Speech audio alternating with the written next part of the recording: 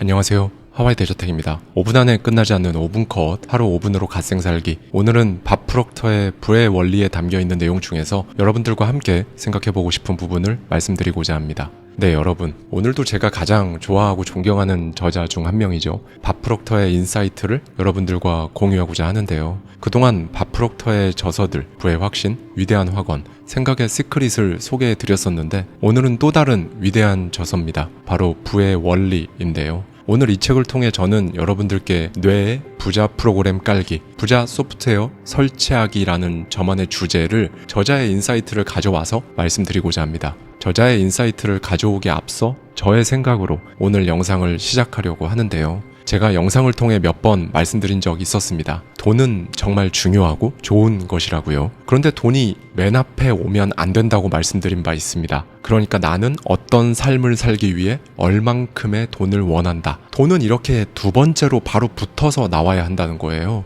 어떤 삶을 살기 위해 이게 목적 혹은 목표가 되겠죠? 그 목표를 이루기 위해 당연하게도 돈이 필요해야 하는 겁니다. 돈 자체가 그냥 목적이 되면 오히려 점점 더 잘 안 되실 겁니다. 저자도 저의 이런 생각과 정확히 같은 부분을 짚어줍니다. 저자 밥 프록터의 말을 한번 들어보시죠. 내게 매우 중요한 책이 하나 있다. 1961년 처음 접한 이래 지금까지 반복해서 읽는 책이다. 바로 나폴레옹 힐의 생각하라 그리고 부자가 되어라다. 위대한 사상가 힐은 내 삶에 지대한 영향을 미쳤다. 하지만 이 책의 가장 중요한 점은 따로 있다. 힐은 다양한 주제에 대해 다루지만 정작 돈에 대해서는 별로 말하지 않는다. 부자가 되는 법에 대한 책인데 이상해 보인다. 이런 책이 또 있다. 로버트 러셀의 이제 나는 부자다. 이 책 역시 위대한 저작인데 역시 돈과는 관련이 없다. 이쯤에서 당신이 감 잡았기를 바란다. 부창출의 열쇠 중 하나는 돈은 목표가 아님을 이해하는 것이다. 강조를 위해 다시 반복하겠다. 돈은 목표가 아니다. 힐과 러셀이 깨달은 것은 다음과 같다. 부의 창출은 돈에 집중하는 것과는 상관없다. 부와 상관이 있는 것은 마음가짐, 태도, 그리고 생각하는 방식이다. 너무 단순하게 들리는가? 하지만 이 단순하고 명백한 이치를 대부분은 좀처럼 납득하지 못한다. 물어보고 싶다. 부유한 삶을 생각할 때 무엇이 떠오르는가? 열대의 섬에서 보내는 휴가? 전용 비행기? 무엇이든 원하는 것을 원할 때 할 수 있는 삶? 아마 대부분이 이런 이미지를 떠올릴 것이다. 돈다발이나 은행 계좌를 떠올리는 사람도 있을까? 의외로 그런 사람은 별로 없다. 웹스터 사전 또한 부를 풍부한 공급으로 정의한다. 돈의 풍부한 공급이라고 말하지 않는다. 돈은 우리가 그 가치를 믿기 때문에 가치 있다. 돈은 액수가 인쇄된 종이일 뿐이며 그 자체로는 가치가 없다. 따라서 누군가 돈을 많이 벌고 싶다고 말할 때 그 사람이 실제로 원하는 것은 돈과 교환할 수 있는 것들이다. 그리고 무엇보다 그가 추구하는 것은 궁극의 호강이다. 그리고 그것을 자유롭게 누릴 시간이다. 네, 여러분. 어떤 생각이 드시나요? 저는 정말 엄청나게 공감이 되었는데요. 저 역시 만약 제가 원하는 삶이 목표가 아니라 그냥 돈이 목표였다면 아마 지금과는 완전히 다른 삶을 살고 있었을 겁니다. 파이어족이 되지도 않았을 거고요. 아마 여전히 힘겹게 하루하루 직장에서 버티며 시드머니를 벌고 그걸로 어떻게 더 투자를 잘할 수 있을까? 부동산과 주식 투자를 더 잘하기 위한 모든 방법들에 파묻혀 있었을 거예요. 그런데 저는 돈이 목표가 아니었습니다. 무엇보다 제 삶의 우선순위에서 돈은 3순위밖에 되지 않았고요. 조금 전 저자가 돈은 진짜 목표가 아니라고 한 것은 바로 이런 뜻입니다. 진정한 목표는 그저 부를 축적하는 데 있지 않다는 거예요. 진짜 목표는 바로 하찮게 보이는 먼지 같은 성장에 있다고 합니다. 그리고 그 성장은 개인적인 성장과 재정적인 성장 모두를 포함하고요. 이게 바로 우리가 흔히 말하는 돈그릇에 관한 부분이죠. 조금 이해하기 어려운 개념일 수 있습니다. 왜냐하면 지금까지 우리는 돈을 버는 것의 핵심이 돈을 최대한 모아놓는 것이라고 그냥 그렇게 배웠으니까요. 그런데 우리는 거꾸로 배웠습니다. 돈으로는 행복을 살 수 없다는 말을 들어보셨을 거예요. 저자는 이 말을 두고 자신이 살면서 들어본 말 중에 가장 황당한 말이라고 합니다. 냉장고를 타고 시내를 돌아다닐 수 없다는 말만큼이나 너무나 당연해서 어이가 없다고 해요. 공감합니다. 당연히 돈으로 행복을 살 수 없죠. 그건 돈이 하는 일이 아니거든요. 돈이 할 수 있는 일은 진짜 살면서 더 이상은 돈에 대해 생각할 필요가 없는 안락함을 주는 것입니다. 우리에게 돈이 없으면 돈이 우리를 소모합니다. 온갖 제품들과 서비스 가격이 계속 상승하고 있지만 저는 딱히 신경 쓰지 않아요. 그런데 저에게 돈이 없다면 저는 어쩔 수 없이 돈 생각을 할 수밖에 없겠죠. 돈에 대해 생각하는 일은 우리가 생각하는 것보다 엄청나게 우리의 시간과 에너지를 잡아먹습니다. 그리고 시간과 에너지만 잡아먹으면 다행인데 나중엔 영혼까지 잡아먹어요. 그렇게 우리 인간의 가장 고귀한 무한한 정신력과 잠재력은 사라지고 그냥 걱정만 하는 기계가 됩니다. 우리가 이 악순환에서 벗어나려면 가장 먼저 돈은 절대로 목표가 될 수 없다는 것을 깨달아야 한다고 저자는 강조하는데요. 밥 프록터는 자신이 아는 자수성가로 엄청난 성공을 거둔 사람들 중에 돈을 쫓는 사람은 단 한 명도 없었다고 합니다. 그런데 생각보다 너무 많은 분들이 이걸 이해하는데 어려움을 겪으시죠. 이유는 간단합니다. 우리는 지금까지 돈을 최종 목표로 생각하도록 프로그래밍이 되어 왔거든요. 저자는 돈이 실제로 어떻게 작동하는지 이해하는 가장 쉬운 방법은 돈을 물에 비유하는 것이라고 합니다. 물 한 방울만으로는 아무것도 할 수 없죠. 보잘것없고 아무런 위력도 없습니다. 물 한 방울을 1,000원으로 바꿔 생각해도 좋아요. 1,000원으로 할 수 있는 일은 별로 없죠. 그런데 물방울이 모일수록 운동량이 증가합니다.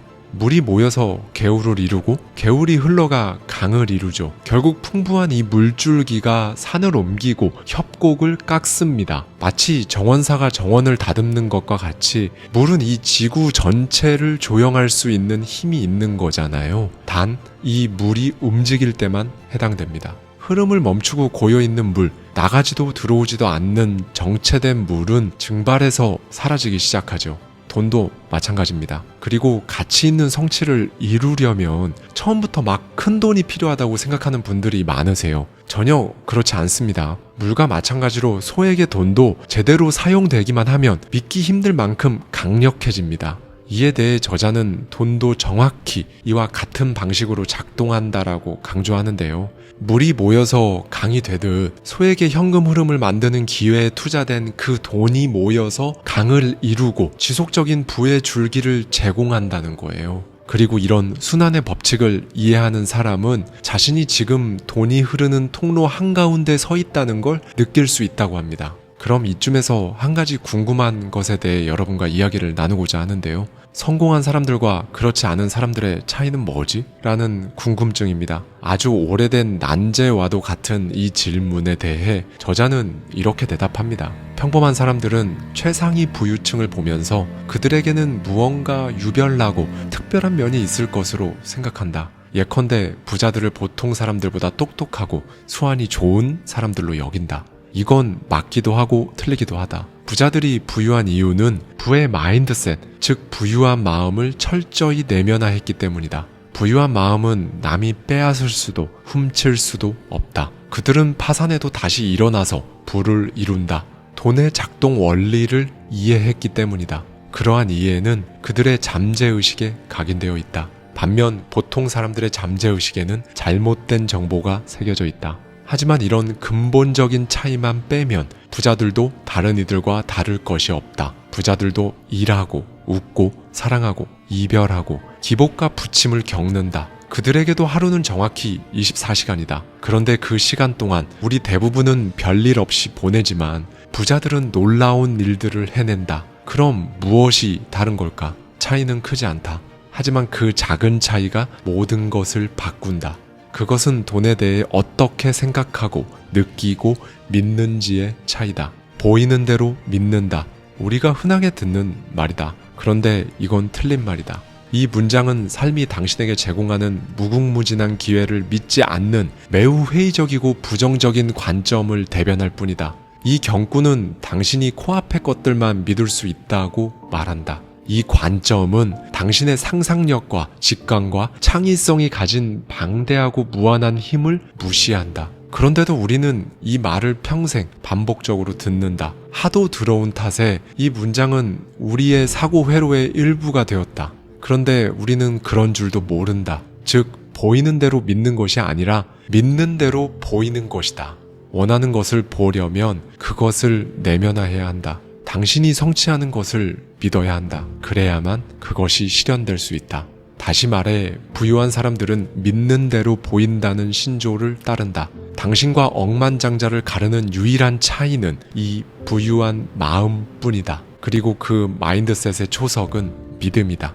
여러분, 제가 5분컷 영상을 통해서도 말씀드렸던 나폴레옹 힐의 생각하라 그리고 부자가 되어라가 바로 당대에 엄청나게 성공한 사람들 507명을 무려 20년에 걸쳐 인터뷰하고 그 사람들의 공통점, 그러니까 교집합이 있는 마인드셋을 집대성한 책이잖아요.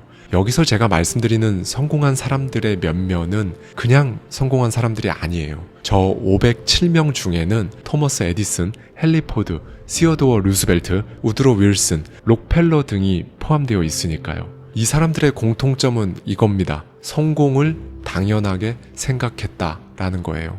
그렇게 생각하는 부자 프로그램, 성공 소프트웨어가 깔려 있었다는 겁니다. 저 사람들이라고 해서 뭐 특별한 재능이나 육감을 타고났다는 게 아니라는 거죠. 의식, 그러니까 이 소프트웨어를 장착하는 것은 단순합니다. 다만 쉽지 않을 뿐이죠. 저자는 이 과정이 어려운데 근본적인 이유가 있다고 합니다. 바로 마음에 달린 문제이기 때문이에요. 우리 대부분은 기본적으로 비슷한 성장 과정을 거치죠. 학교에 가고 지식을 배우고 직장을 얻고 자립합니다. 저자에 따르면 이렇게 사는 사람이 전체 인구의 90%라고 해요. 그리고 이 비율은 돈 버는 방법을 전혀 모르는 사람의 비율과 정확히 같다고 합니다. 예를 들어 길 가는 사람을 아무나 붙잡고 이렇게 물어보는 겁니다. 돈 버는 방법을 아세요? 그러면 이런 대답이 돌아올 확률이 엄청나게 높아요. 돈 버는 방법이야 알죠. 매일 돈 벌러 다니잖아요. 그런데 이건 돈을 버는 게 아니에요. 그저 직장을 얻고 생계를 잇는 거죠. 저자도 이렇게 강조합니다. 돈벌이와 밥벌이에는 엄청난 차이가 있다라고 말이죠. 전체 인구 중에 정말 소수만이 돈 버는 방법을 압니다. 거기에는 이유가 있어요. 학교에서 돈 버는 법은 가르치지 않기 때문입니다. 우리가 배우는 것은 돈을 계산하는 방법이었죠. 대차대조표와 그래프, 차트 작성 같은 것들입니다. 그런데 경제학 박사학위가 있어도 경제적으로 엄청 힘들게 살기도 하잖아요. 결국 돈을 버는 것은 다른 문제고 그건 배운 적이 없기 때문인 겁니다. 저자는 학교가 우리를 직장인으로 성장하도록 교육한다고 강조해요. 우리는 직장 생활을 하며 사는 것이 세상 이치라고 프로그래밍 된다는 겁니다. 학교는 우리에게 그것이 안전한 경로라고 안정적으로 사는 방법이라고 가르치죠. 부모님도 학교 선생님들도 다 그렇게 말씀하셨을 겁니다. 여러분, 그런데 일자리에 안정성이라는 건 사실 없어요. 정년보장? 실제로는 시간, 세월, 젊음, 인생, 나이만 안정적으로 소비하는 겁니다. 그 일자리는 여러분의 미래를 보장하지 않아요. 안정성이라는 건 저와 여러분, 우리 내면에서 나오는 겁니다. 안정성을 찾아야 하는 곳은 바로 거기에요. 일자리가 아닙니다. 안정성이 일자리에 있다고 믿다가 일자리를 잃으면 삶 자체의 의욕이 완전히 꺾이는 경우를 종종 보셨을 겁니다. 그 사람들에게는 모든 걸 잃은 것이기 때문이죠.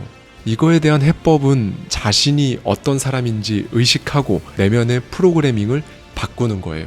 보통 사람은 자신이 기존에 하던 일에서 쉽게 빠져나오지 못합니다. 그 이유에 대해 저자는 돈 버는 방법을 모른다는 것을 인정하기 싫은 심리가 있기 때문이라고 해요. 물론 마음 먹고 감추려고 하면 감출 수 있을 거예요. 어쨌든 월급을 받고 있으니까요. 여기에서 저자는 이례적으로 굉장히 세게 이야기를 합니다. 이런 심리에서 돈으로 행복을 살 수 없다 같은 어이없는 말들이 생겨난다. 이런 말은 원하는 만큼 벌지 못하는 책임을 회피하고 싶을 때 하는 변명일 뿐이다. 당신이 해야 할 일은 이런 변명을 버리고 마음을 여는 것이다 라고 말이죠. 오늘은 이걸 꼭 기억해 주셨으면 좋겠습니다.